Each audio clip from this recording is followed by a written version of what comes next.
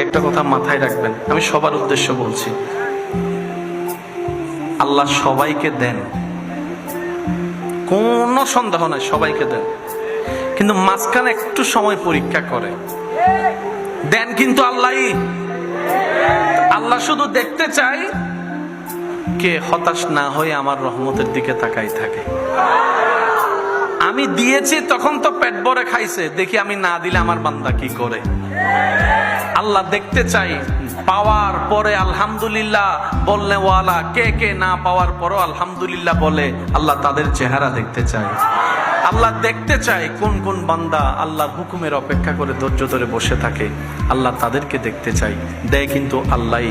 এই পর্যন্ত আপনাদের যত জীবনে অভাব হয়েছে, প্রবলেম হয়েছে, একটু খেয়াল করে দেখেন, ওই প্রবলেমটা কোনো না কোনোভাবে আল্লাহ সলভ করে দিয়েছেন, সমাধান করে দিয়েছেন, টাকার ব্যবস্থা করে দিয়েছেন।